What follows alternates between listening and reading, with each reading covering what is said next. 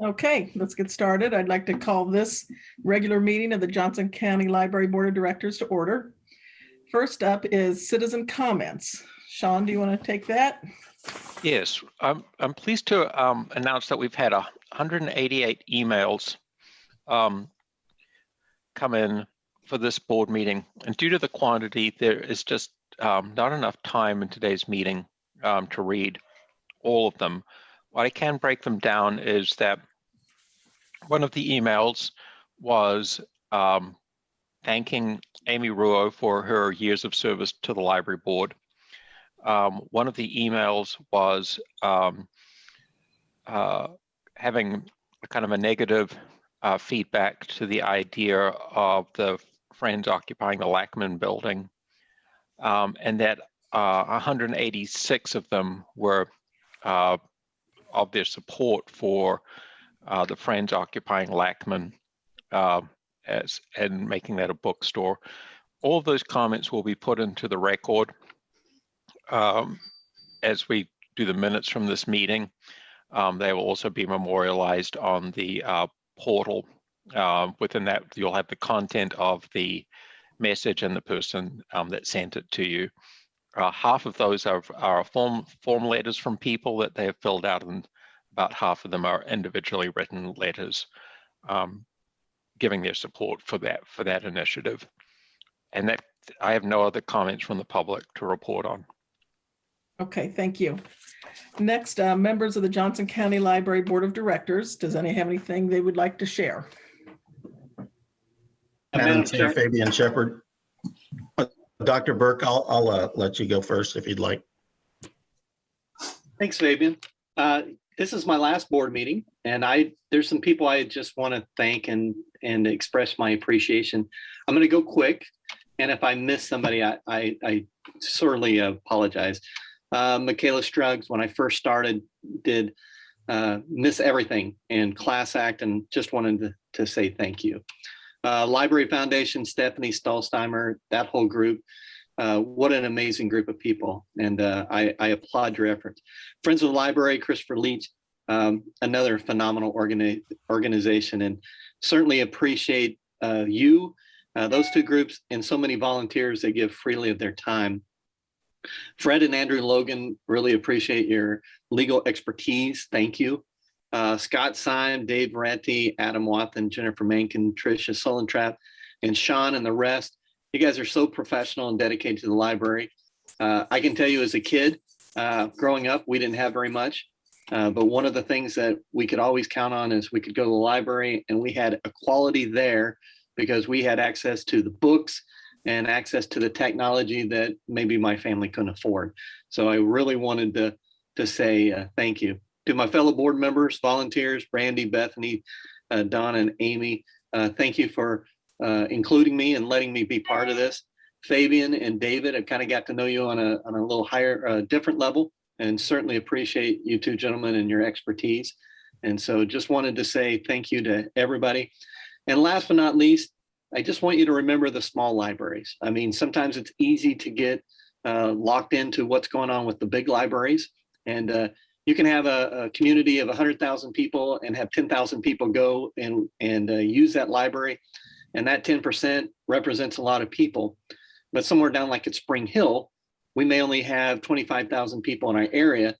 But again, we may be looking at 5,000 people losing library, and that's a much higher percentage. So again, I just always encourage you not to look at the overall numbers, but keep in mind the percentages. Those little libraries are just as important to the smaller communities as they are the big one. And so, Amy, you're leaving as well. So thank you for your leadership and expertise. And with that, I will shut up and stay on for the rest of the meeting, but certainly appreciate each and every one of you. And if I didn't name you personally, I apologize, but it doesn't mean that you're not important to me. It just means I had a limited amount of time. So thanks, everybody. Thank you, Wayne. Fabian, did you have something you wanted to say? Yes, thank you very much. Dr. Burke, I appreciate your sentiments. I want to let you know that it has been an honor and a privilege to serve with you in this capacity. And I look forward to getting down there to Spring Hill and joining you for that steak dinner you offered. I think it was barbecue, but we'll work it out. Yeah, I remember steak. Nevertheless, I bid you Godspeed. I know you're not going anywhere. You're still going to be around, and you're still going to be contributing extremely positively to the community of Johnson County, and just grateful for your service here, sir.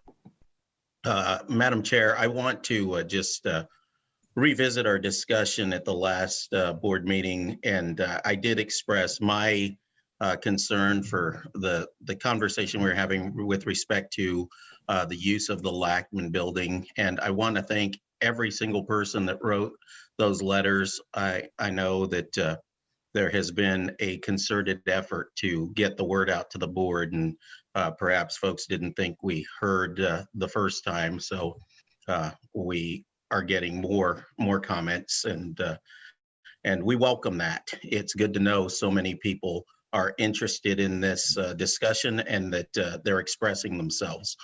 I want to let you know that for me, Madam Chair, it's been quite an education. I have learned more about Friends than I ever thought I would know. And I want to let you know, and the members of this board, Sean, the Friends organization, know that we have a world-class organization in Friends. I've been doing some research on other organizations. The Central Arkansas Friends came up in the previous discussion, and I had done some reading about them. They have a really neat organization, but it doesn't even come close to comparing to what we have here with our Friends. So I just want to be clear that I am extremely grateful for the Friends organization. I am absolutely grateful for what the Friends do, the tremendous amount of volunteer hours, the time, the treasure that is contributed.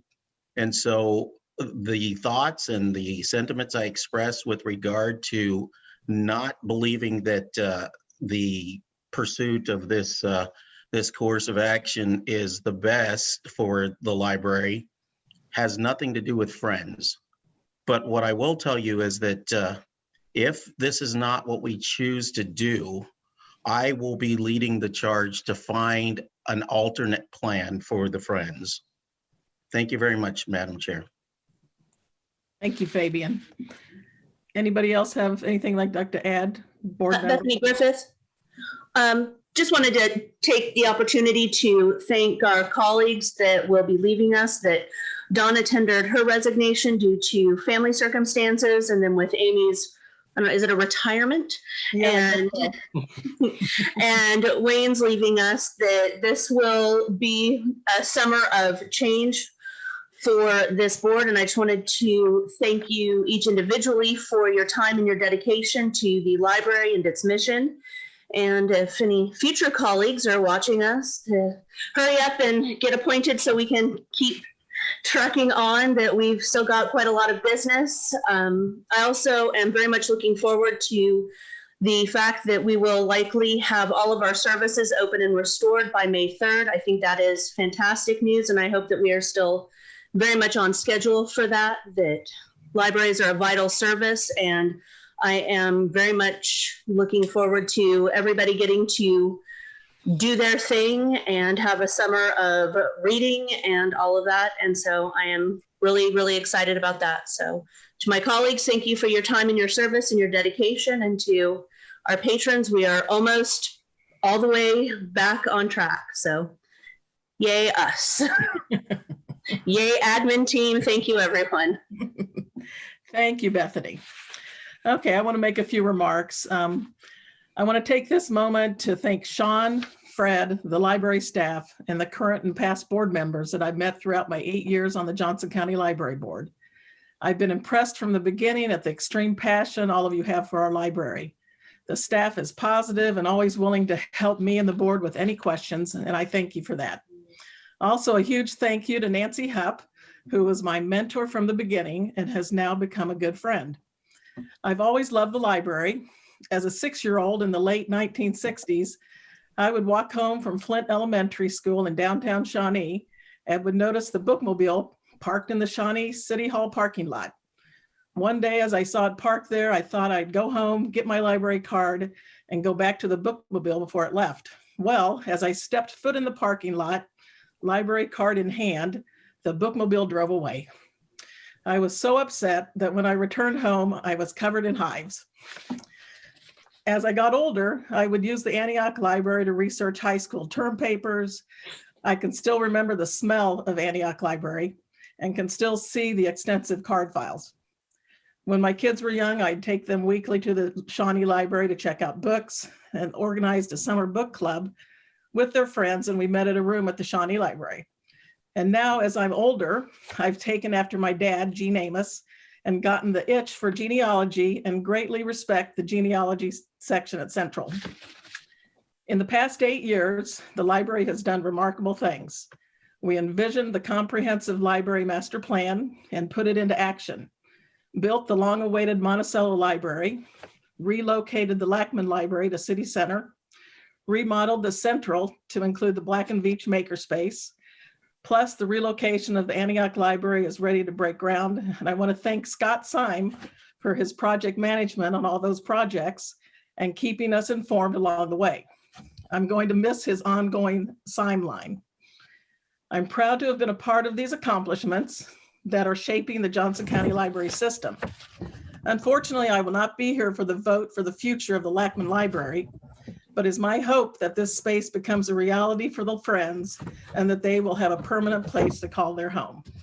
I have truly enjoyed my 8 years with the Johnson County Library Board, but it's time to pass the baton to the next book lover. Thank you again to everyone who makes the Johnson County Library so extraordinary. I will miss my time on the board, but I'm excited to continue my involvement as an avid patron of the library. So thank you very much. Moving on, we have the Development Department and the Friends of the Library written report by Jennifer Curtis. Good afternoon, everyone. Jennifer Curtis here. Thank you, Madam Chair and members of the board and Commissioner Hanslick and Mr. Casterly for this time to report on Friends' progress on behalf of the Executive Committee. Today, there are 3 subjects in our report detailing activities of the Friends between February and March of this year. We'll touch on the new website, the PPP loan round 1 that has been forgiven, and an update on our internet sales. With regard to the new website, so between March 22nd and March 28th, 75% of our visitors to the website were new, meaning we are building a devoted audience of repeat visitors too. 21% found us through a search, either for used books or friends groups. And viewers are visiting an average of 3 pages per visit. In addition to visitors from the US, we have had visitors come from Canada, China, Germany, and Peru. So we're excited about where we're at with the website. With the PPP round 1 loan, as of Friday, March 12th, the Small Business Administration has declared the first Friends PPP loan of $22,000 forgiven in full.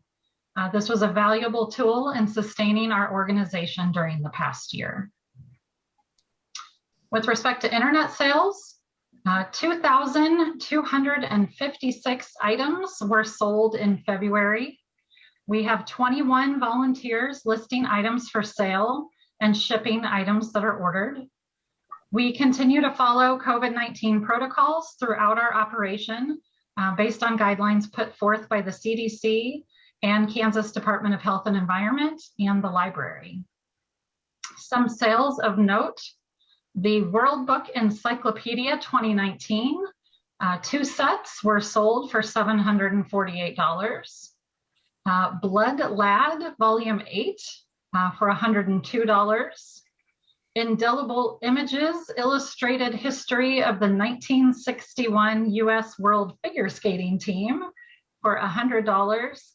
And a period costume for stage and screen, patterns for women's dress medieval, just under $100. And I would like to close by expressing to the JCL Board's outgoing chair, Amy Ruo, the Friends' profound gratitude for your thoughtful leadership during a tumultuous year. You have exemplified calm determination in the face of adversity and have presided over the continuation of valuable public services for our county residents. We wish you the best in your further endeavors. Thank you for the opportunity to report today. Thank you, Jennifer. I appreciate that. Does anybody have any questions for Jennifer? Okay, thank you very much. Next, we have the Johnson County Library Foundation of the report by Stephanie Stolzheimer. Good afternoon, everyone. I cannot help but pile on the appreciation. On behalf of the foundation, we want to thank Amy and Wayne and Donna for your dedicated leadership. The library cannot do what it does without dedicated volunteers and leadership like yours that you've provided. So here's a heartfelt thank you from the foundation. And we know where to find you. So we're excited to keep you part of the family, and we'll be in touch. So as far as my report, typically I share information about the foundation's activities, and I will do that. But in addition, I wanted to share a little bit of an update on the Philanthropic Outlook. I think it's helpful for all of us to have an idea of what we're looking at as we move forward in this pandemic, post-pandemic era. And the Greater Kansas City Community Foundation is a wonderful resource for our community. And they recently had an Outlook event that I attended, and because we are part of the Greater Kansas City Community Foundation, many of you may know that the foundation's restricted and unrestricted funds are with the Greater Kansas City Foundation. They total about $2.9 million. And we appreciate the Greater Kansas City Community Foundation helping us set some expectations. I will share a few highlights and hopefully it's interesting for you. It is definitely helpful for us. So they had indicated fundraising may be more difficult this year because of donor fatigue, believe it or not. Last year, giving was up 30% from their donor advised funds. Typically the years are kind of flat, you know, with gradual increase, but last year there was a significant step up for donors giving during the COVID era. Kind of the bright spot for the library is there is pent up demand for donating to cultural and social activities, and that's good news for libraries. And from a strategy point of view, that whole mission, vision, governance, and are we working together? Those things all continue to be important, and they gave us some benchmarks on how to measure how we're doing. And I will say the foundation is doing a good job of staying true to its mission. The mission is still relevant. We're collaborating together internally more than ever with the volunteers, friends, and foundation and community outreach. So that kind of collaboration has a high value for not-for-profits. And we're doing that. As we review IT and bookkeeping, sometimes not-for-profits will cut some corners on IT and bookkeeping. We're so fortunate the library supports our IT efforts 100%. And for bookkeeping, we hired a CPA who helps us have our books be nothing but stellar. Keep a qualified board of directors. I will say our board of directors stepped up beautifully last year, and they're I'm really proud of this group of volunteer leaders. As you know what it's like to be a volunteer leader, that's what our foundation board is made up of. And then certainly governance policies. We also have really strong governance policies. We have some lawyers on our board who are very meticulous about policy and governance, and that is, you know, one of the most important things for a board. Couple of other donor takeaways. Events had to be reimagined. Virtual events are very relevant, and they will continue to be relevant for telling stories. Planned giving and legacy gifts are important, and we've ventured into that a couple of years ago, and it's just a wonderful way to keep the bar raised for donors who want to give everywhere from small to have it be their last wishes. So we're happy to have the 1952 Society with the planned giving and legacy gifts. And it's important to be nimble and relevant. And I hope that you saw how you helped lead the library and all of us through a really tough year. We had to be nimble, make decisions, make some hard decisions, and keep services going to the library patrons. So we seem to be doing well. If there's, kind of a, on a scale, we seem to be doing well. Then just back to what the foundation's up to, in the spirit of appreciation and celebration of loyal and longtime donors. We have the 1952 Society, the Planned Giving Initiative, and the Readers Circle, which are the sort of longest and largest donors. And the Friends, longest Friends, we will have an appreciation event Sunday, April 25th, online. And at our invitation for meeting Tim Madigan. Tim Madigan wrote a remarkable book called The Burning, the Tulsa Race Riot of 1921. He's a very engaging author, and he will share his journey on writing this book. This was a really horribly kept secret, and it should be a really relevant event for us to share with our best friends. And let's see, that's one of the biggest things we're going to do this month. And obviously, Library Lets Loose is underway. Our planning is coming together for September 18th. Last time you approved closing the Lenexa Library. And so we have some really interesting plans for a virtual event, and also fingers crossed for an in-person event at the library. So do we have any questions or concerns? You have a lot going on. Well, yeah, stay tuned. Trying to keep things moving along. Thank you, Amy. Thanks, everybody. Thanks, Stephanie. Yep. All right, up next is the Volunteers Points of Light Foundation Lifetime Achievement Service Award Recognition by Amber Borick-Slater. Thank you. My name is Amber Borick-Slater, and I am the Volunteer Services Coordinator for Johnson County Library. For 7 decades, volunteers have played an important role in providing library services.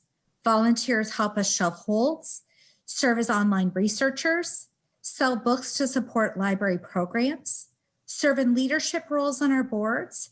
Thank you to all of you for filling that volunteer role, and a special thank you to the 3 of you who at your last meeting, Madam Chair, Dr. Burke, and Donna. So thank you so much. I know this last year has been probably a very challenging volunteer experience, and volunteers help us in dozens of other ways, too many to list. In 2020, not even a global pandemic could stop our dedicated volunteers. They help us in new ways. We asked and they said yes. They helped us by sewing masks, writing notes to go with our library materials to homebound seniors, reviewing books, and answering the call from county to help with vaccine distribution.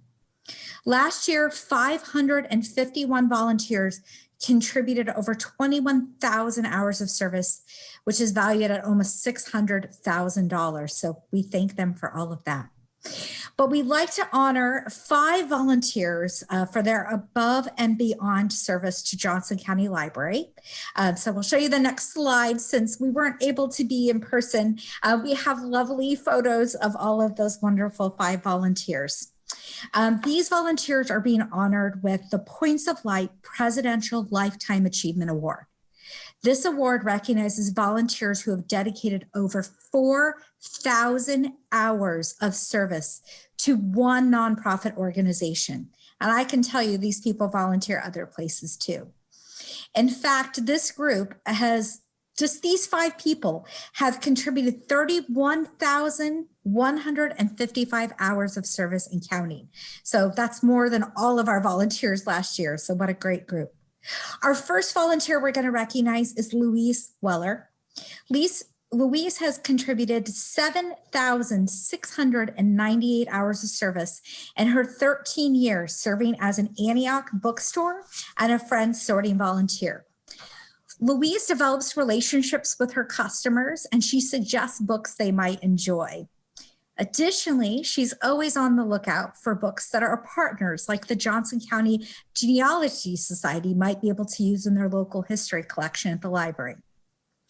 Our next recipient is Alice Edwards, and she is just a wealth of historical knowledge for us. She has served since 1990, contributing over 6,230 hours of service as a Friends volunteer. She's helped with everything from alphabetizing paperbacks in the Antioch bookstore to sorting book donations. She is a strong advocate for the library and has served 3 terms as a Friends board member.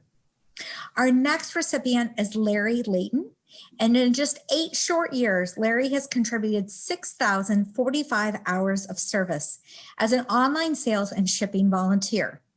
As the Friends transitioned to a new software for processing online orders in 2020, Larry quickly learned the system and even developed a plan to remove old materials from warehouse shelves.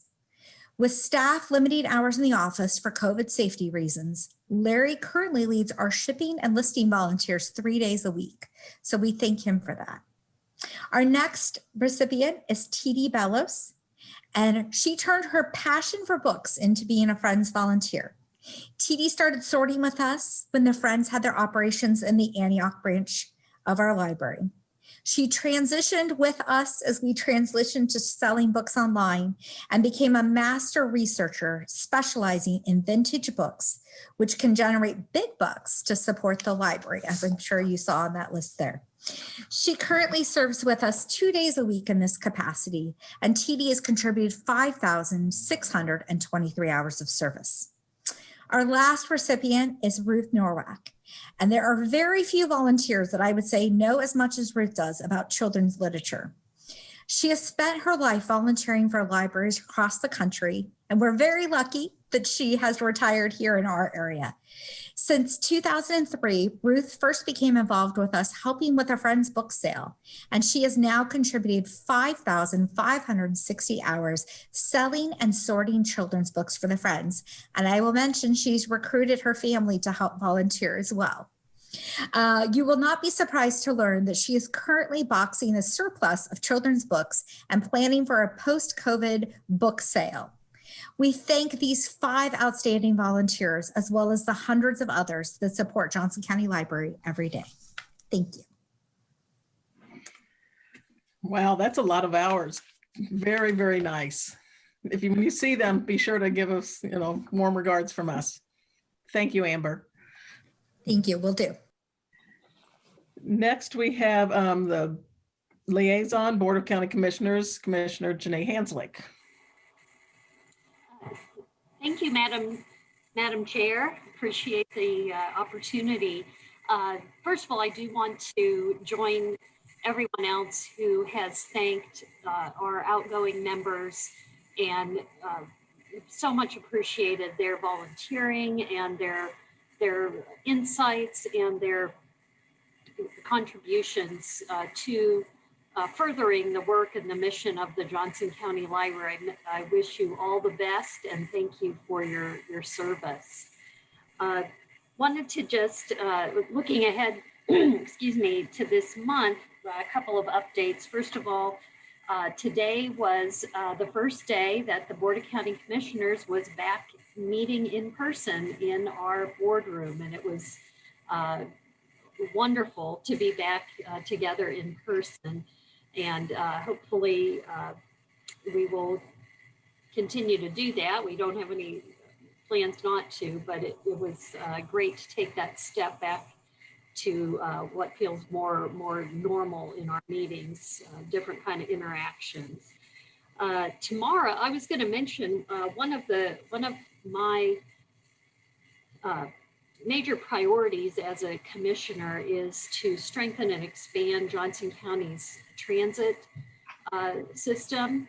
And as part of that, this year, I am serving on the KCATA Board of Commissioners, as well as the MARCS Total Transportation Policy Committee, as well as the RIDE KC Development Corporation. And tomorrow I'm excited because I'm going to be participating in an event in Kansas City, Missouri, where RIDE KC is unveiling the region's first zero emission public transit buses. So I think that is an exciting development, and look forward to seeing if we might be able to do something similar here in Johnson County. Also, was going to mention on April 24th, Johnson County Parks and Recreation District is holding a grand opening at 10 a.m. of the John Barkley Plaza at Shawnee Mission Park. If any of you are interested or out and about, if you've been over there, you've seen that they've recreated that entrance to the park, and it's absolutely beautiful and honors person, John Barkley, who's been very instrumental in Johnson County, the development of Johnson County's park system. And then next month, we're going to be working on the budget. And so I know we're going to be having a lot of interaction with our Johnson County Library staff. And last but not least, I've got to give a shout out for the book I'm currently reading, which I did get out of the Johnson County Library. It's called Black Death at the Golden Gate, The Race to Save America from the Bubonic Plague.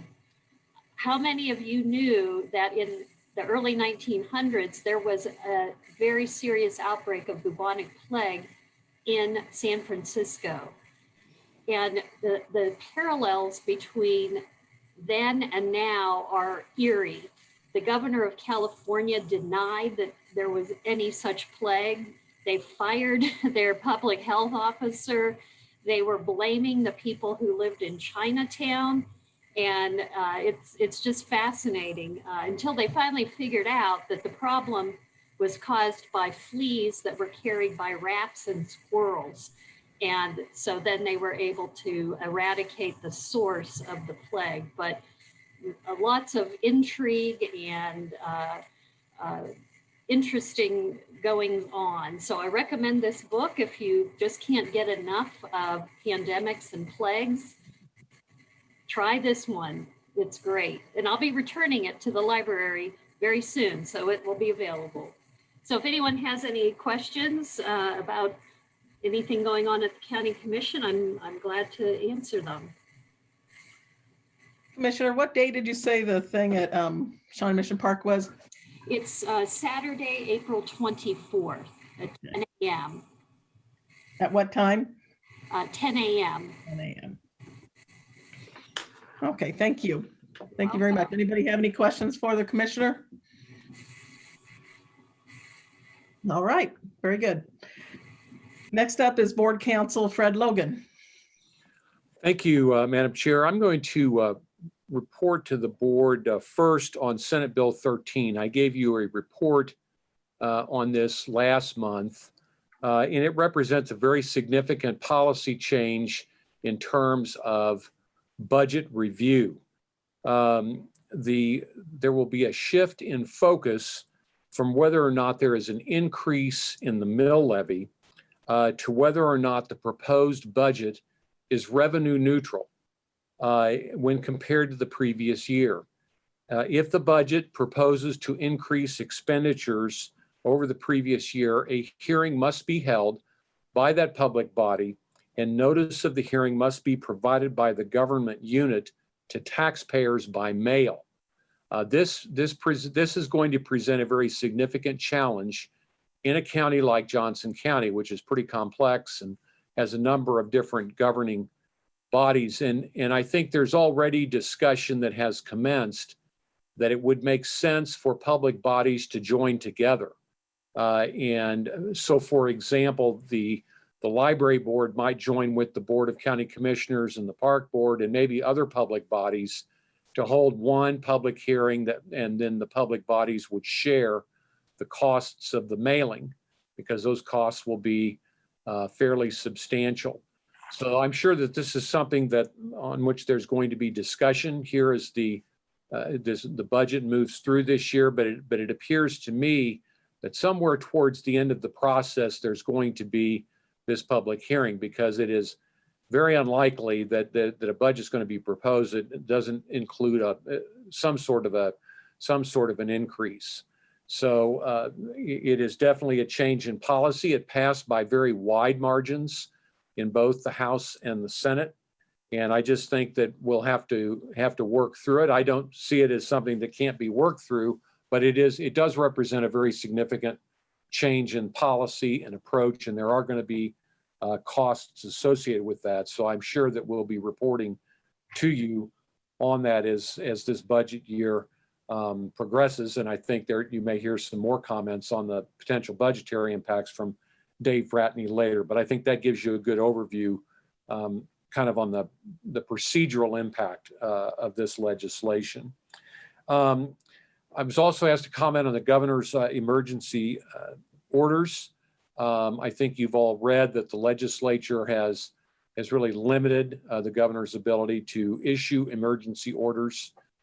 I think that we're entering into a phase here now where it's going to be up to local units of government to decide the nature and extent of emergency orders.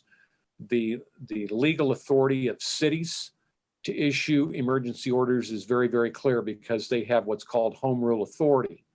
I would argue that while the county government does not have home rule authority, it still has authority to issue orders that it deems to be appropriate. So we will see how that progresses, and it appears that progress is being made on COVID in any event. But the governor's not going to be issuing an emergency order. If she does, it's most likely to be repealed by the legislative body that's authorized to do that. But the county still has its authority, cities have their authority, and so we'll see how that progresses. So that's what I was asked to comment on, Madam Chair, and if there are no questions, I'm done. I have a question, Bethany Griffith.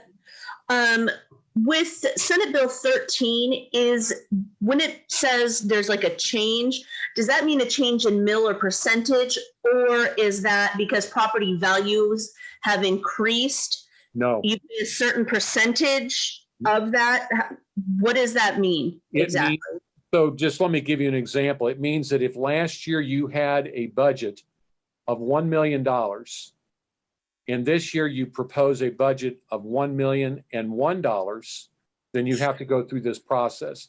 It has to do with the funds that are proposed to be expended. So it doesn't look at the levy or any of the things that were looked at in the past. If there's no proposed dollar increase in the budget, no hearings required. Or if there's an expenditure decrease. But if there's any increase in expenditure at all, then you go through this hearing process. And it's strictly a hearing. It doesn't stop the bodies from moving forward, but there's a hearing process.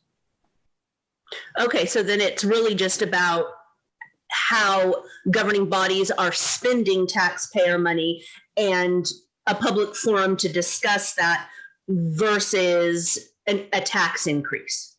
That's correct. Okay, thank you. And if I might jump in a minute, this is Commissioner Hanslick. I would point out that the Board of County Commissioners always has a public hearing on our budget anyway, so that would not be a change because we do that anyway. In fact, I'll see if I can find the date that we have that public hearing scheduled, and I can put it in the chat. But yeah, the county always does that anyway. For the purposes of SB 13, Fred, would that already kind of meet that requirement if it's just kind of our standard operating procedure on a county level anyway, or is this something that we'll have to add another thing? I think there's potential there to add another process in there. And the reason is that notice is to be mailed to all the voters in the taxing district. So for example, our taxing district doesn't include the city of Olathe. The county commission is the entire county. I think there'll have to be a plan done on mailing notice to voters. So that will be a change. Now, the fact of having some sort of a hearing on the budget, that's no change. But this mailing of notice and then the potential of hearing, I think that's a major policy change. Would the library board, the library itself, have to do its own?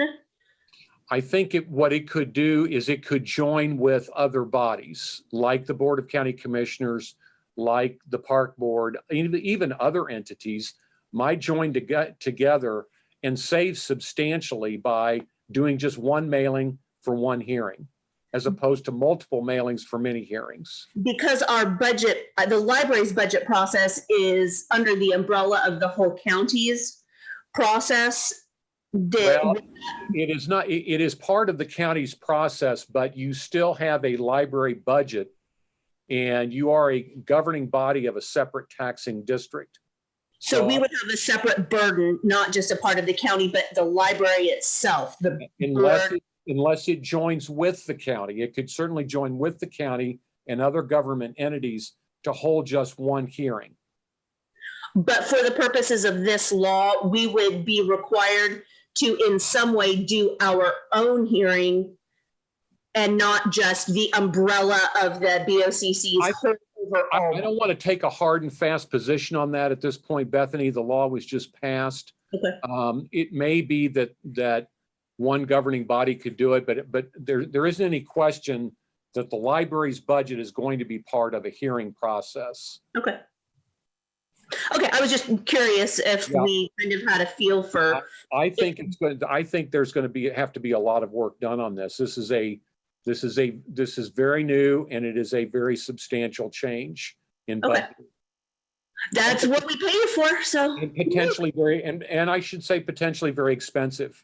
There's a lot of concern on the costs of the mailings in a county like Johnson County. And is there any notion that anybody would want to challenge this, or, I mean, is there anything? No, it passed with overwhelming margins. Okay. So we just learn a new way to do business, I guess. That's correct. Okay, thank you. Any more questions for Fred Logan?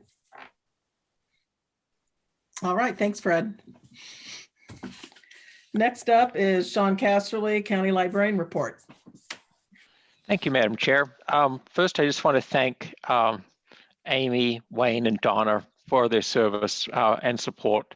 For me personally, and also for the administrative team and library staff, you've been just amazing advocates, and you give of your time. And on behalf of the staff, I want to say thank you. I want to also say that a book has been given. We've worked with Amy and Wayne. Each have chosen a book, and they'll have a book plate, and that book will be in the collection. And if they would like to be put on a holds list to get that book, staff will definitely work with them to make that happen. We're working with Donna. We have yet to find a book for her, but we've reached out to her and are talking, and she will also have a book nameplate and a book put into the collection, memorializing her service. So again, thank you so much. At this time, I'd like to have Dave Varatny come up and talk a little, give the financial report, but also talk about some of the impacts for Senate Bill 13. David? Thanks, Sean. I'm going to guide you guys to page 12 of your packet. Just going to go through our revenue report. As you could see on page 12 there, we, at this point in time, have collected almost 21 million in revenues, which is right at about the 50% mark for the year in terms of what we plan to receive. Again, most of that's ad valorem that's coming in there. You can see that 55% of that's been collected to date. Most of the rest of our revenues are about where you would expect them to be. The copy and printing overdue in fees is lagging a little bit behind where it would have been at this point in time last year, but I think that's to be expected, as we're still not completely fully to where we were in being open to the public, but that's in process. So, and then in terms of our expenses to date, we're about 20% where we would be for the year. That includes that collections encumbrance. If you were to take that out, our true amount's about 11%. So I mean, that's in line with where we were at this point in time last year. So everything's kind of as it should be from a revenue to expense standpoint. Nothing I'm concerned with it at this point, 2 months in. So as for Senate Bill 13, Fred covered a number of things, and him and I and Andy had an opportunity to talk earlier in the week about it. I agree in terms of it's very prescriptive what the Senate has laid out here in terms of when things need to happen. My understanding is the same as Fred's on that, and that anything over the stated amount, and the county clerks will be sending out what that is for the year, would require us to have to do a public hearing if we were planning on doing more than that. It's going to take a good deal of coordination, I think, with our county partners on this. I think what we're looking at is trying to do it in such a way that we're not being redundant, I think, in terms of having multiple public hearings on the same thing. And I do think that our approach should be more from taking kind of a joint learning that we're all kind of in this together, working through it together. I have reached out to a few of the folks over at the county budget office, and we're hoping to be a part of those conversations as we talk to county management and our county clerk in terms of how we can kind of coordinate best on this. As I think it behooves us to kind of work together. My read on it is that otherwise it's going to be a lot more messy and potentially more expensive if we were to try to do independent everything on our own. So just, I don't have any dollar impacts as of today to let you know, but Fred's right in that a mailing will be going out to every property tax payer in the county. There's also notifications that have to go into the newspaper for all of these. And I think anywhere where we can and kind of do this conjointly would be to our benefit. So with that, I just wanted to let you know that we're beginning to have those conversations. It's a ways out, so we've got time to plan, and it will take some coordination on our part, but I think we'll get there. So with that, I'll stand for any questions you might have about that or where we stand to date in terms of our expense and revenues.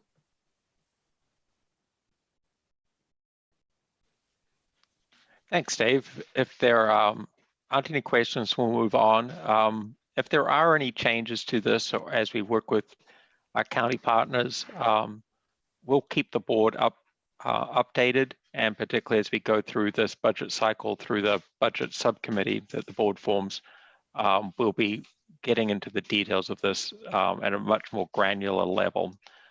At this point, I'd like to invite Scott Syme to come up and talk and give the update on the Comprehensive Library Master Plan. Good afternoon, everybody. Scott Syme, Project Coordinator for the library, and often public face of these projects. And I want to take a minute to express that these projects are a team effort, and we have tremendous facilities partners leading this work on the library's behalf, project managers and subject matter experts on architecture and interior design, Abby Gersh, Juan Lopez Tamez, Sean Hendricks, and Georgia Sizemore. And today I'll give you an update on the Central Project. Next slide, please. So I'll talk a little bit about Little Central construction, some next steps, and a timeline. Next slide. Okay, so I'll go over some data on user visits and computer usage. I'm going to use January as kind of the last full month of normal central service. And then we've got a partial month of February, and that partial month is the time, the end of the month, basically, when we opened up as Little Central from the 15th to the 28th. And then I'll talk a little bit about additional temporary signage. Next slide, please. So these are the two charts that I've got for you this month. The one on the left is user visits. So that first data point is January, full month before Little Central. And then, as you might expect, with only reporting on a partial month and the smaller area of the building being open, we saw a dip there in visits. The next chart on this slide is PC sessions. So again, kind of same caveats. Full month January, partial month February, we saw a dip there, but the PCs are well used. And another thing to add is that we went from about 45 stations in what I'll call Big Central to 9 in Little Central. So that's another reason that you see a decline there. And then as we go forward in subsequent months, I'll add that next month's data to the charts. Okay. Next slide, please. So a few activities to report on in March over at Central. Interior demolition is complete. The construction crew also did some utility work, saw cutting the slab for new footings and also pathways for new underground utilities to be run. And then installation of those utilities and then re-pouring the concrete on top of that. We had work for new footings for new door and window openings in the building. And I'll show you some pictures of some of these things in a bit. And then temporary walls were put up to prep for where the new drive-through area will connect to the existing building. Okay, next slide, please. So our next steps, I'm going to wait a minute to share anticipated construction activities over the next month. I'll talk a little bit about selecting furnishings. We'll be selecting those for the new spaces soon.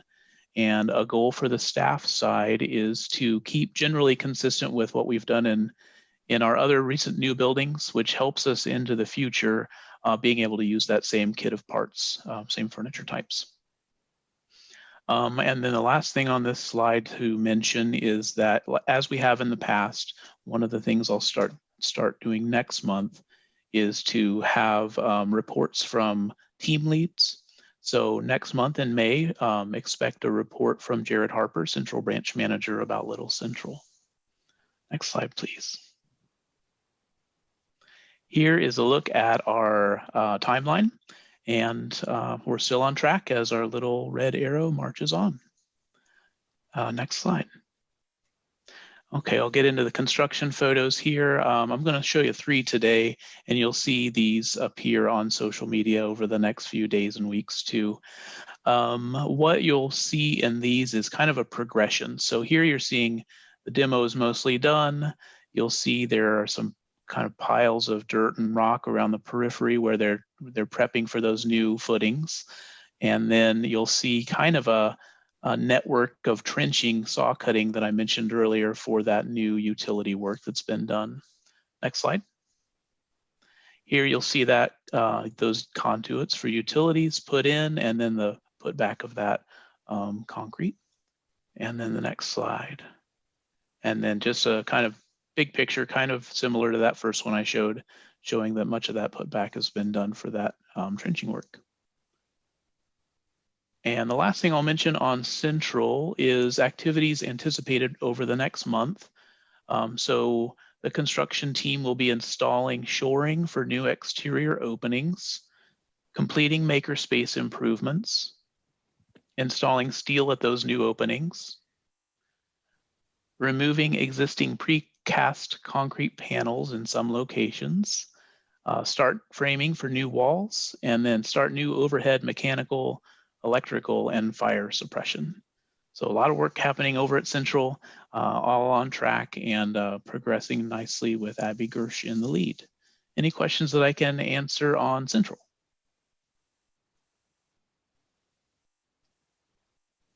Okay, next slide, and I'll talk a little bit about the Antioch replacement project. Sorry, go ahead to the next slide there.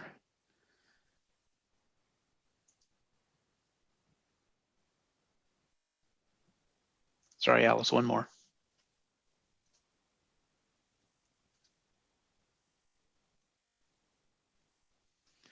So today I'll talk a little bit about some updates on the project, and I'll review some next steps and the timeline.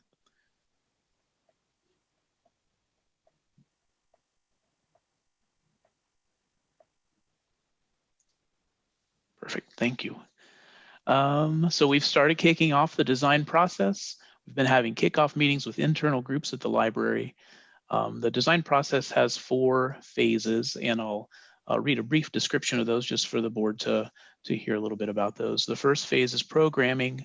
That includes preliminary research and information gathering from each department. It also establishes design goals and the scope of work for design.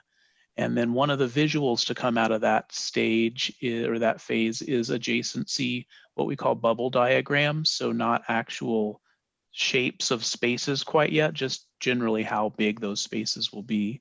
And then conceptual, so that's programming. Schematic design is where we review that final program, confirm the bubble diagrams and adjacencies, and then move to initial plan concepts and end with a rough schematic plan. And that's kind of the first floor plan, if you want to think of it that way, for the building. Next is design development. That takes the schematic design to the next step, capturing more details and specifics, finalizing the design and starting to specify materials, window and door locations, general details. And then the last part of design is construction documents, which is final plans that are produced for bidding and construction. Okay, now I'm ready for the next slide. So next steps, we are, as I mentioned, beginning the programming phase of design. We're working on public input planning, and a little bit of information there on the slide, anticipating a few public sessions. We recognize that we may need to be in both in-person and virtual settings, and the dates for those settings are still TBD. Okay, next slide, please. So here's a look at our anticipated timeline for the Antioch replacement. You'll see by the red arrow there that we are just at the very beginning of design, and then you can kind of get a feel for just when construction will start and then what we're looking at for move-in.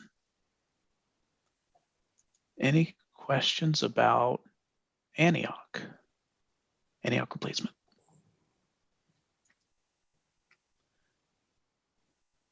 Okay, I've got one more thing to show you, which is an overall look at our capital improvement projects. Next slide, please. So this is a familiar site. You'll just see here just kind of the staging for the order of these projects. The red arrow and the dashed red line represent approximately today. So you'll see we're just right in the middle of Central. We've started Antioch, and you can kind of see as you move from left to right what's coming up down the pipe. And with that, I will pause for any questions, and thank you for your time.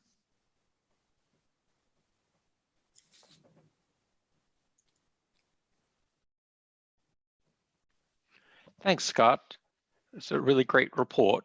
And as Wayne can see, we are still coming up quickly on the Rural Renewal Initiative, and we have not forgotten about the small rural libraries, and we know how vital they are to the community.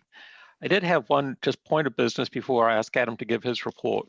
I'm making the assumption that the board would meet in person in the May meeting, and I just wanted to verify that with the chair and the incoming chair that is correct, and our plans at this point are to hold that at Monticello.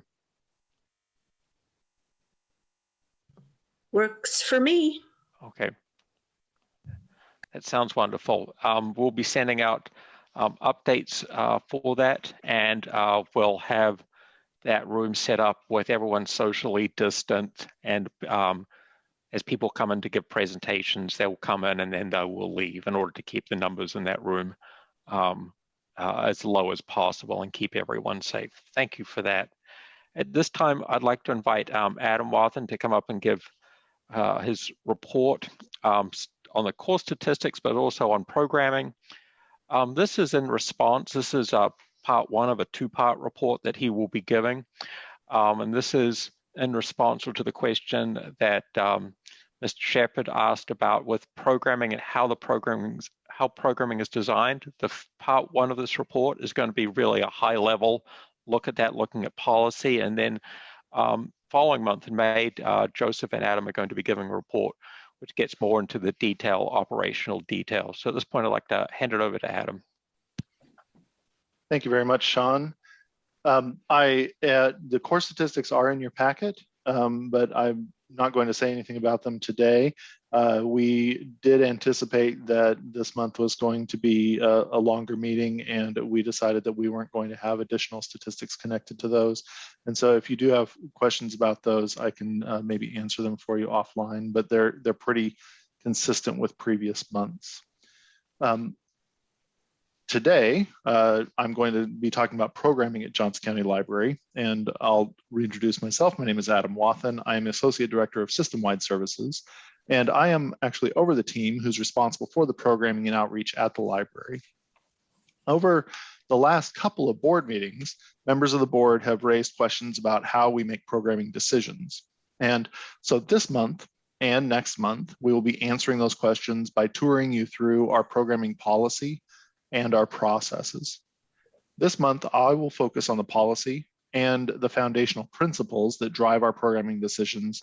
And then at next month's board meeting in May, Joseph Keene, our program and events coordinator, will speak more specifically about the processes of program selection that ultimately bring our programs to the public. Our programming policy, there on slide 2, is 20-60-10.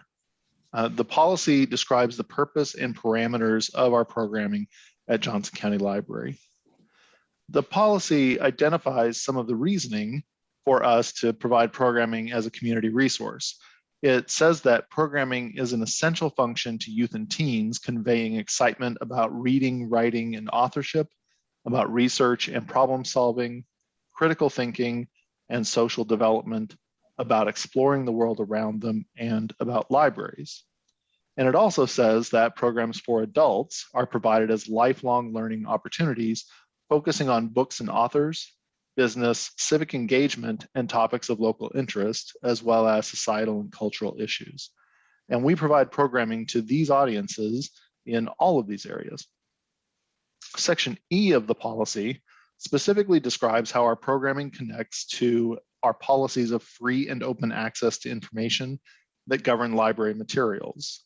This section specifically cites Article 2 of the Library Bill of Rights, which states that library resources should not be proscribed or removed because of partisan or doctrinal disapproval. The content of our library-initiated programs and the views expressed by the participants are not to be removed if someone disagrees with them based on principles or their own bias. Slide 5. As well, the next section of our library policy, library disclaimer, indicates that library sponsorship of a program does not constitute endorsement of the content or the views expressed by participants. It says topics, speakers, and resource materials are not excluded from library-initiated programs because of possible controversy. So as our policy clearly defines its roots in the Library Bill of Rights, the American Library Association also gives guidance for programming regarding Article 2 of the Library Bill of Rights. The ALA says in their document, Equity, Diversion, Inclusion, and Interpretation of the Library Bill of Rights, that beyond merely avoiding the exclusion of materials representing unorthodox or unpopular ideas, libraries should proactively seek to include an abundance of resources and programming represented the greatest possible diversity of genres, ideas, and expressions. A full commitment to equity, diversity, and inclusion requires that library collections and programming reflect that broad range of viewpoints and cultures that exist in our world. Socially excluded, marginalized, and underrepresented people, not just the mainstream majority, should be able to see themselves reflected in the resources and programs that libraries offer.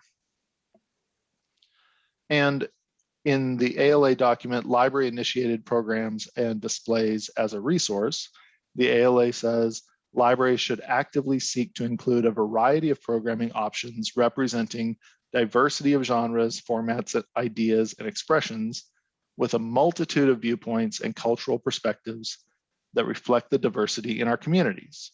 Library-initiated programs that cross language and cultural barriers introduce community members to the library's resources and provide access to information.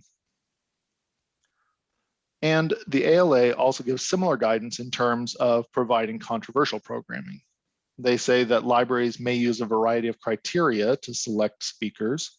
Common criteria may include current topics and interests and information needs of the community. Those are two areas that are identified in our policy. As well, the ALA gives guidance for controversial programs that libraries have a responsibility to represent diverse views and avoid bias. And implementation of library programming also is fulfilling our strategic plan goal number 13, which says that we will prioritize, plan, implement, and evaluate high-quality learning experiences that engage, inform, and connect our patrons on a triannual schedule while remaining responsive to community needs and requests.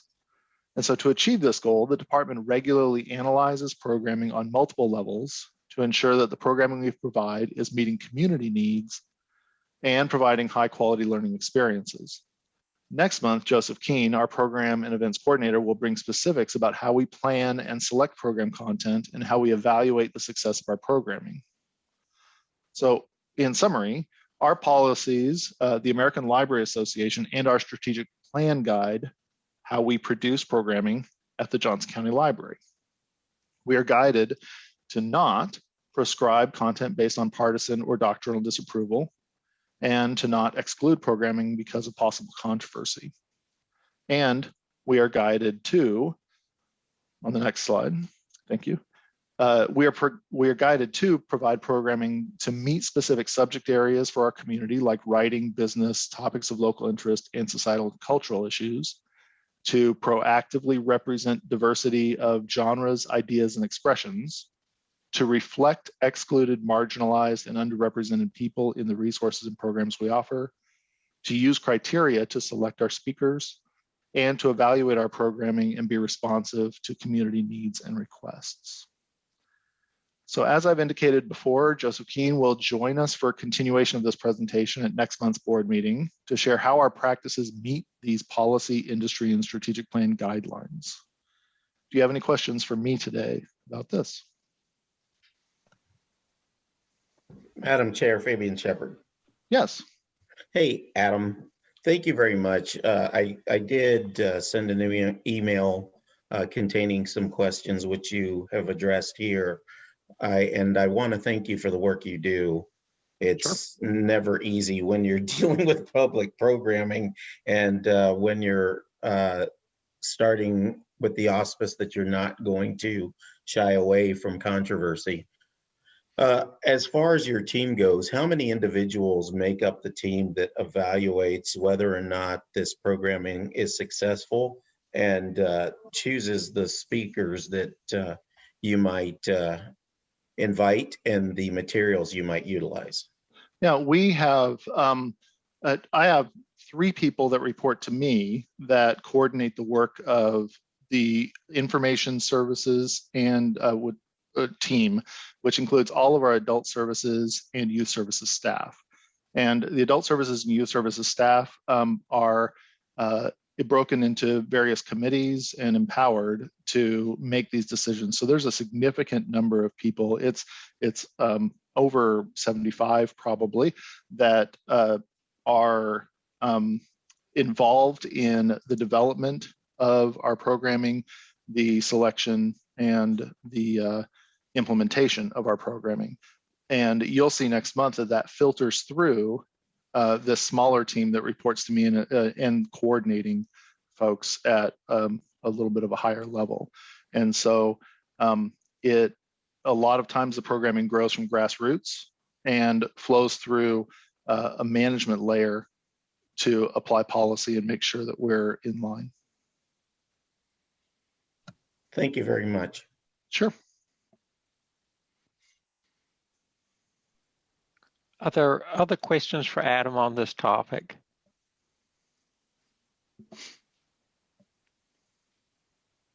Okay, hearing none, I'd like to invite Jen and Nancy to come and give our reopening report.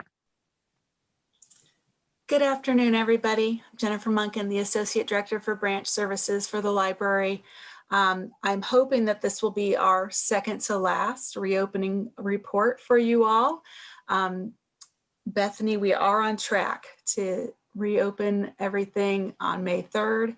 And I'm going to turn it over to Nancy Birmingham, our project manager, who has led us through this project over the last year to work on all the things that have to go into reopening our library. Take it away, Nancy. Thank you.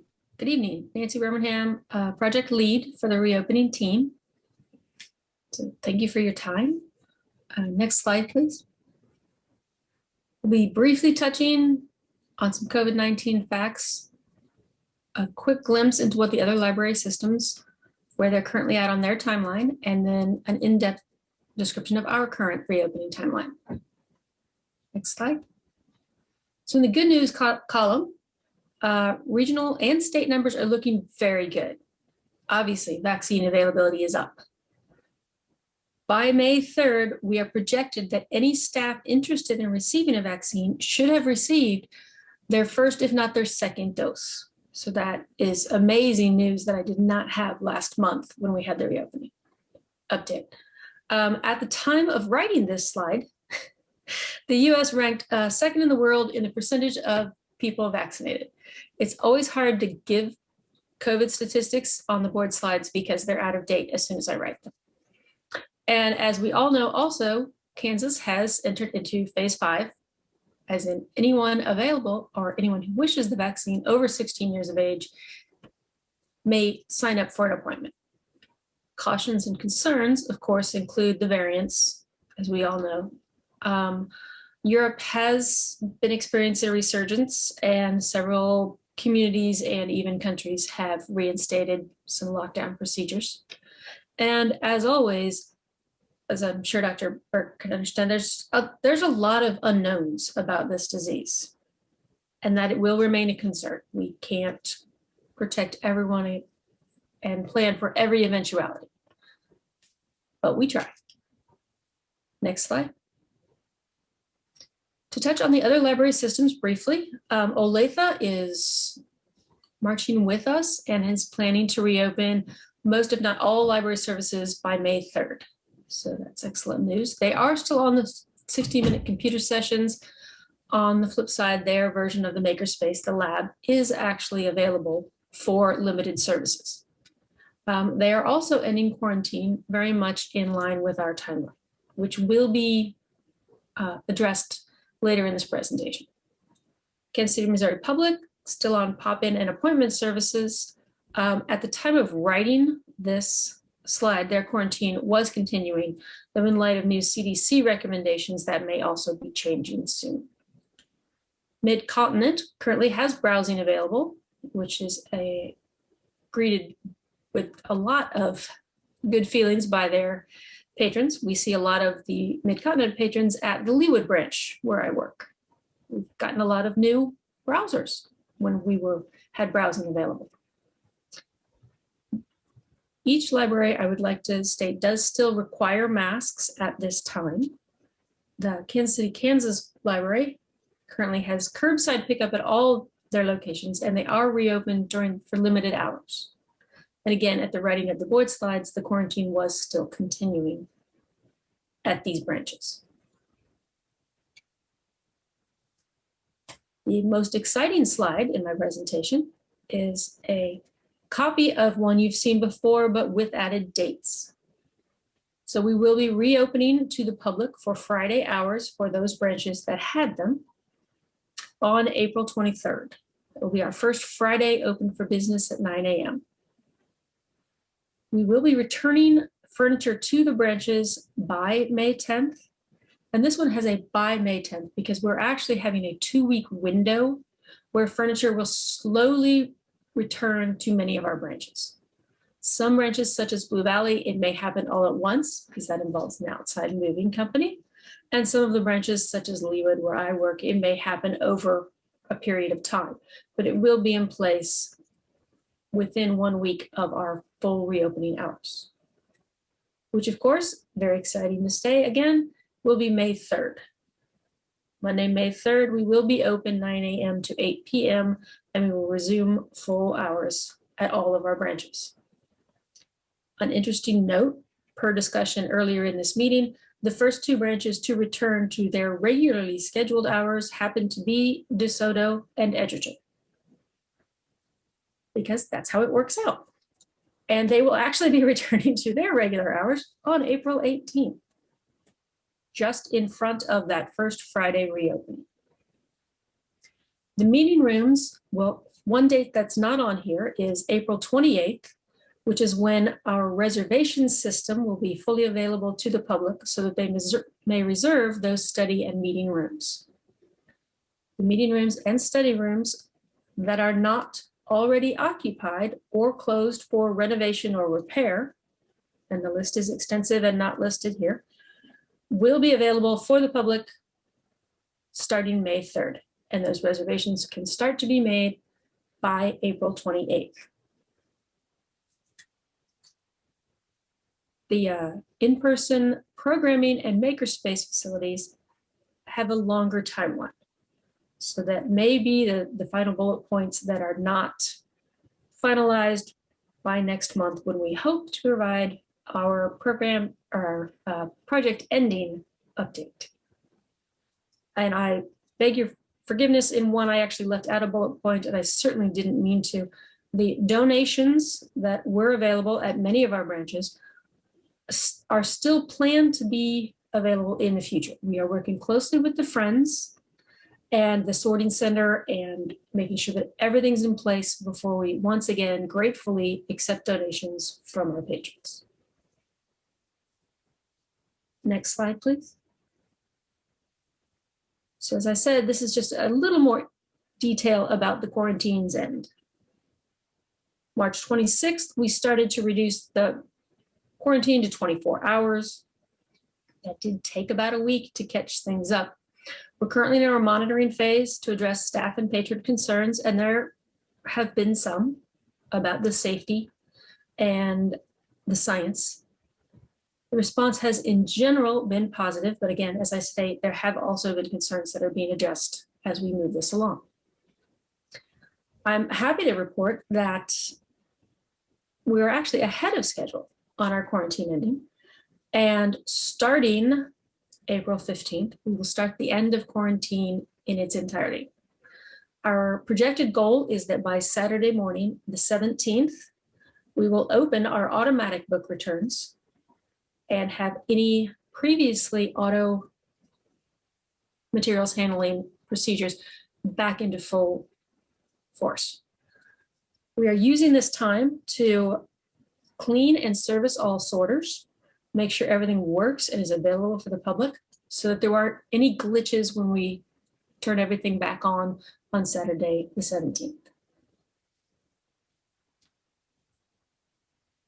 This does ensure, starting on Saturday, that quarantine is ended and we are back to regular materials handling procedures by the time we open for that first Friday on April 23rd. That's how we reached this time. And for that, I will stand or sit for questions. Nancy, do you want to mention the CDC guidelines that have updated regarding touch and transmission? Oh, yes, I'm sorry, I referenced them, but I didn't quote them, which I'm not going to because they're really long. But Suffice it to say, the CDC has changed its recommendations on cleaning, disinfecting, and quarantining of items for fear of transmission of SARS-CoV-2 or COVID-19. They are classifying this as a much more likely to be an aerosol transmission rather than a touch transmission of the disease. As many of you know, touch transmission is often how people get colds and other viruses. They touch the door handle and what have you. But COVID-19, the current science reads, which is why we were ending quarantine, that it is an aerosol transmitted disease. So the CDC has changed its recommendations for places of business. They used to read disinfect regularly, and they now read clean regularly. From a practical standpoint, that is very large. And they have also removed any recommendation of holding materials or other items aside for 72 hours. So we were a little bit ahead of their recommendation in our ending, but the end of quarantine is now actually in line with current CDC recommendations about transmission. Thank you, Nancy. I also wanted to just point out, for those of you who think that not making small decisions about what we do with our collection or with patron accounts or with our materials, we were notified within a day of reducing quarantine because patrons saw the items coming off their record quickly and they wanted to know why. So they are monitoring their accounts very closely and they pay attention to these things. So they are very happy about some of these changes that we are starting to make. With that, are there any questions that any of you have regarding our reopening plan?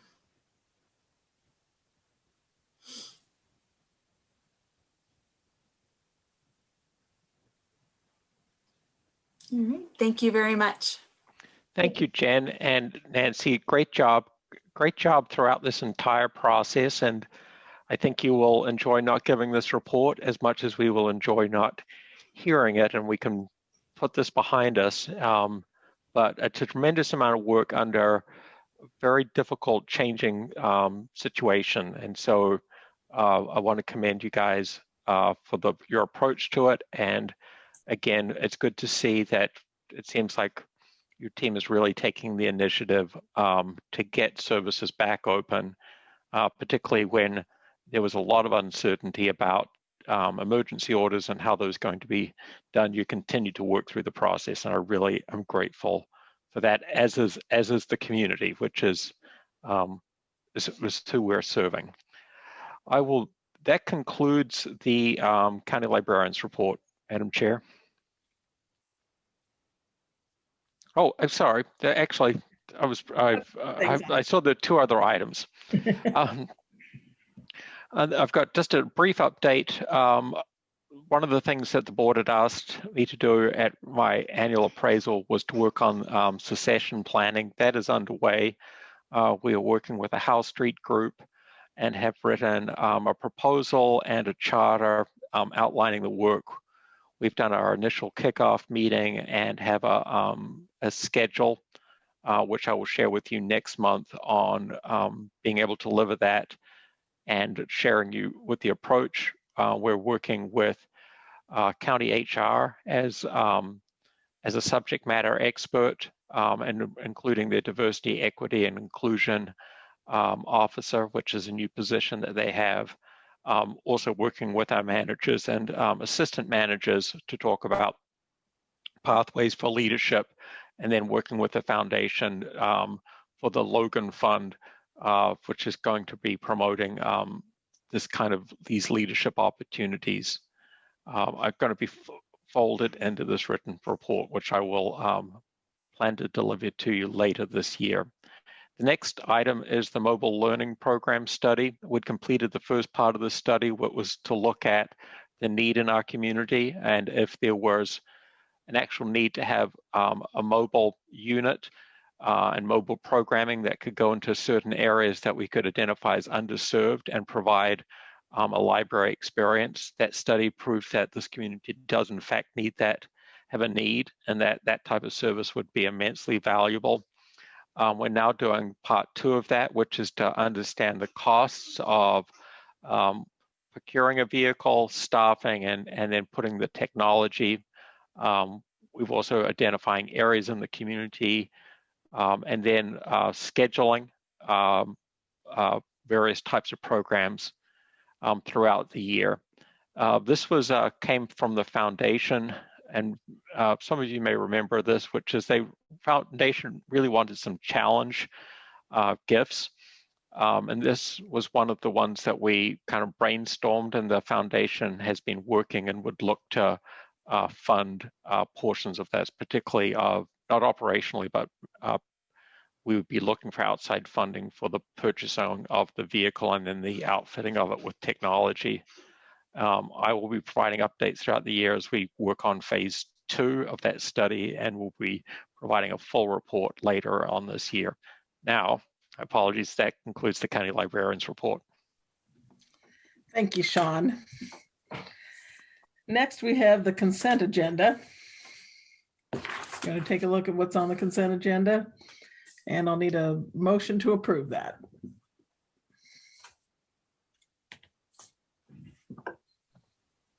Madam Chair, so moved. Do I have a second? Second. All in favor, say aye. Aye. Aye. All opposed? Motion passes. First thing under new business is an action item, the election of the Library Board of Directors. The nominating committee consisted of David Sims, Brandy Butcher, and Donna Mertz. The slate of officers for next year is Chair would be Bethany Griffith, Vice Chair David Sims, and Donna Mertz was originally going to be the treasurer, but since her resignation, I contacted Brandy and she agreed to be the treasurer for next year. So I guess I need a motion to approve that unless someone has anything they'd like to share. Madam Chair, I recommend the Johnson County Library Board of Directors elect the recommended slate of officers for the 21-22 term. Do I have a second? Shepherd, second. Any more discussion? All in favor, say aye. Aye. Aye. All opposed? Motion passes. Next up is the consideration of memorandum of understanding with Gardner Parks and Recreation. That's on page 69 of your packet. Sean, do you have anything to add to that? Yeah, actually, it's on the briefing sheet. It's between the cities of Prairie Village, Mission, Merriam, and Gardner. We have individual MOUs, but as far as the briefing sheet and the motion, we have folded those in because they are just really identical, except for the cities change. And this is just last year we did our first kind of walk and read, which was highly successful as part of our summer reading program, going out into neighborhoods and parks with pop-up events and giving out books. And this is a continuation of that with walking trails and local parks. This memorandum clarifies the responsibility for city parks and recreation departments and the Johnson County Library to provide the walk and read program at local parks. And that's part of our summer reading program initiative. So I'd be looking for a motion on that. Any questions? Do I have a motion to approve? I move to approve the memorandum of understanding between Johnson County Library and Prairie Village Parks and Recreation, Mission Parks and Recreation, Merriam Parks and Recreation, and Gardner Parks and Recreation. Do I have a second? Second. Any more discussion? All in favor, say aye. Aye. Opposed? I only heard Bethany.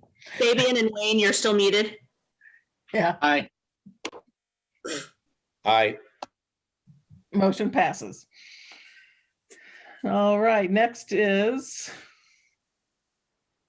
I guess we go down to approval of temporary closure of Oak Park Library for ARC flash work and interior updates on page 74. Thank you, Madam Chair. So the background here is that arc flash is needed as part of the OSHA compliance for our internal electrical. Point of arc flash is to lower the hazard for the people that are working on this high voltage that is coming into our building, but it's also to prevent fires. And what I would be looking for is approval here to close the building. In order to do this work, we need to be able to turn off power to the building so the electricians can come in and do this work. And it's substantial. And so that's why we're asking for that time of 5 days. Any questions? Do I have a motion to approve? Madam Chair, Fabian Shepherd, I move to approve the temporary closure of the Oak Park Library for up to 5 days in June through July, or June and July. How does that read correctly, please? Or it's the June or July. I will begin again. Madam Chair, I move to approve the temporary closure of the Oak Park Library for up to 5 days in June or July to perform arc flash hazard work and interior updates. Do I have a second? Second. Any more discussion? All in favor, say aye. Aye. Aye. All opposed? Motion passes. Next up is approval of temporary closure of Corinth Library for roofing and arc flash work. Page 75. Yeah, so we have the same work that's being done in Corinth and the same reason to close it. And then we're having to do some roof work. I understand that the Corinth Library is part of the CIP process, but there is work that needs to be done today on the roof. They're experiencing leaks and the patching is just not sufficient. We have tried to patch the roof as much as we can. And so what I am looking for and support is closing for these two activities to occur. And I'll stand for any questions. All right, do I have a motion to approve? Madam Chair, this is Wayne Burke. I move to approve the temporary closure of Corinth, the library, for up to 2 weeks in April or May to complete roofing replacement and arc flash work. Do I have a second? Second. Any more discussion? All in favor, say aye. Aye. Aye. All opposed?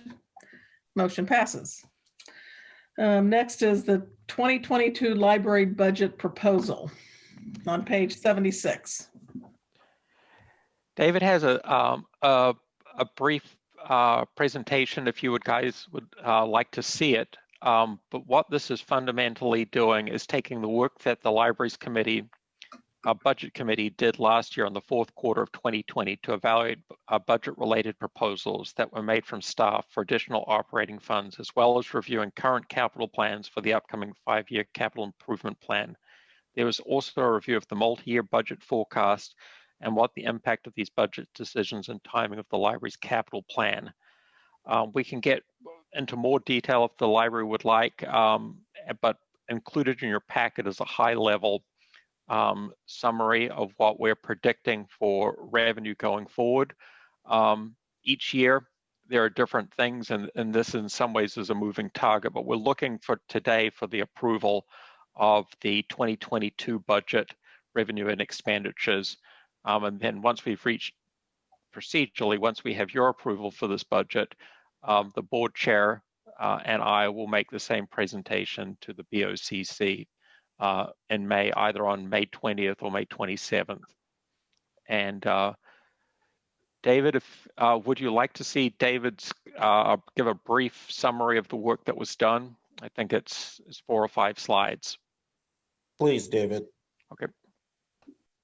Sure can. Yeah, thank you guys. Appreciate that, Sean. Yeah, so here's the 2022 proposed library budget, just in a few highlighted slides here. So if you don't mind, next slide. This current proposal contains a 3% merit pool. Along with it, the new positions for cybersecurity and online programming coordination, as well as some pay rate equity adjustments that were made this year, having that full impact and budgeted for in 2022. We also have some increased payments to the PBC. It's tied to our Antioch replacement project.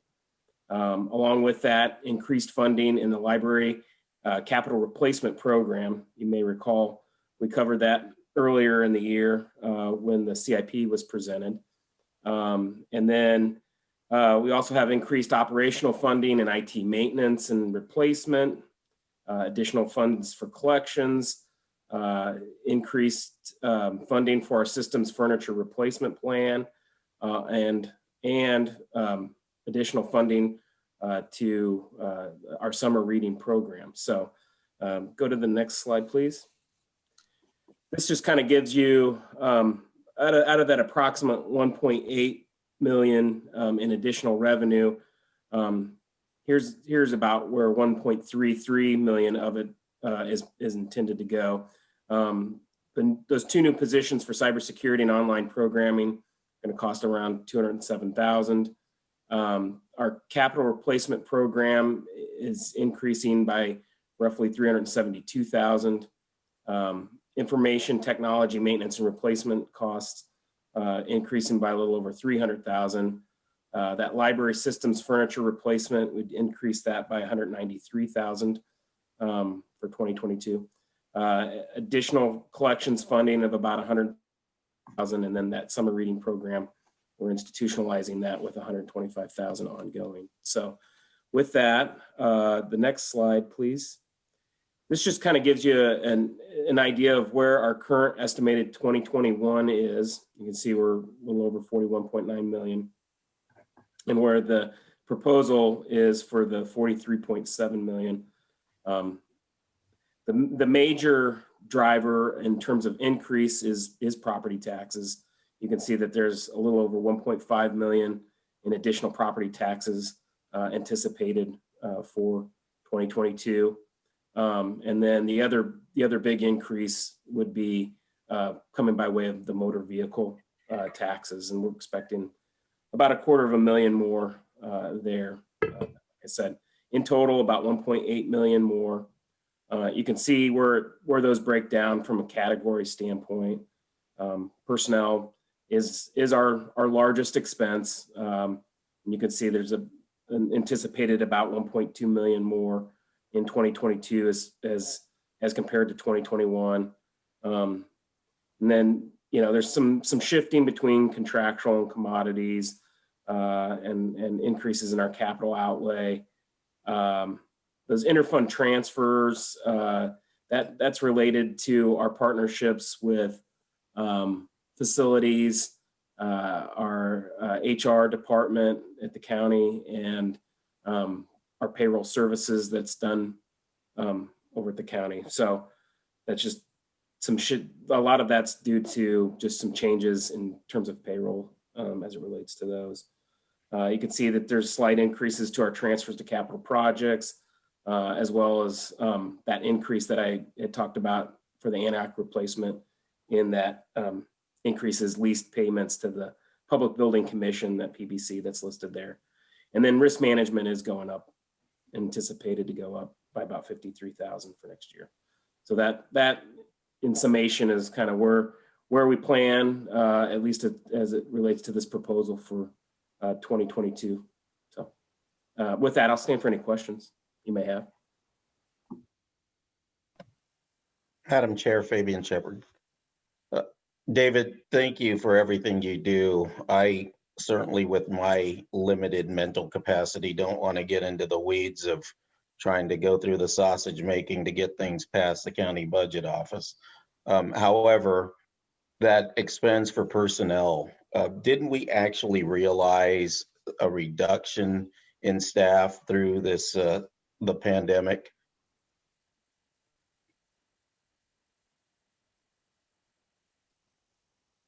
David, you're muted at this point. We've lost some staff, and by way of turnover, those actual positions are still budgeted. So I'm not sure. I mean, but we didn't backfill those positions, right? And we're looking to backfill them in the coming year. Is that right? Correct. So some of those positions we have backfilled.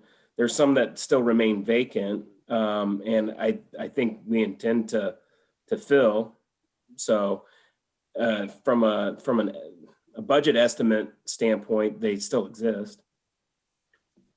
Okay, that was really my question. I didn't know how much reduction there was. Sean, I know we went over that in previous meetings, but it looks like you're going to make up all of that and start bringing us back up to full force. Is that right?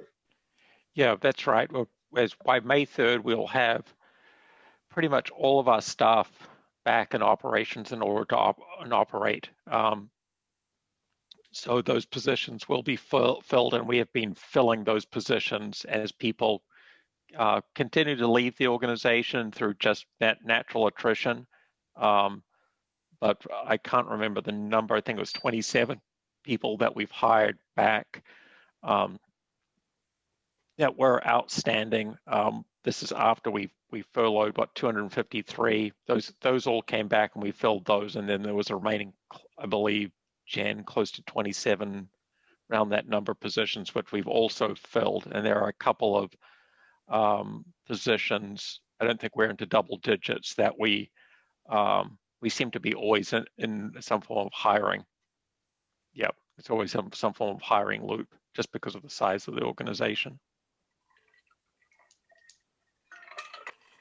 Does anybody have any more questions regarding this? Okay, then I need a motion from somebody, please. Madam Chair, I move that we approve the county librarian's recommended fiscal year 2022 revenue and expenditure budget of $43,770,980. Do I have a second? Second. Any more discussion? All in favor, say aye. Aye. All opposed? Motion passes. Before we close, I want the person who's taking my place is on the Zoom meeting today. Her name is Kelly Kilgore. She lives in Western Shawnee in the DeSoto School District area. And Kelly, is there anything you want to say, or I kind of surprised you with this? Oh, that's okay. Hi, Amy. Thank you. Looking forward to working with everyone, and definitely got a feel for what all's involved in this board and all that you oversee. So I'm really looking forward to being a part of it. Thank you. Well, I'm sure you'll do a wonderful job. You're welcome, Kelly. Thank you. And lastly, I just want to thank you all again. It was an honor to serve the library board, and I'll miss all of you on our monthly, sometimes more than monthly interactions. So now I'm going to pass the virtual gavel to Bethany. So I think I only, use the gavel like once. I'll imagine it. We can imagine it. There you go. So thank you very much, Amy, for your service, for your time and dedication. And I'm sure that our friends at both the Friends and Foundation will be scrambling on how to capture your attention and your utilizing your love of libraries. So I'm sure we will continue to cross paths. So thank you very much for that. And with that, would someone kindly give us a motion to adjourn this meeting today? Fabian Shepherd, so moved.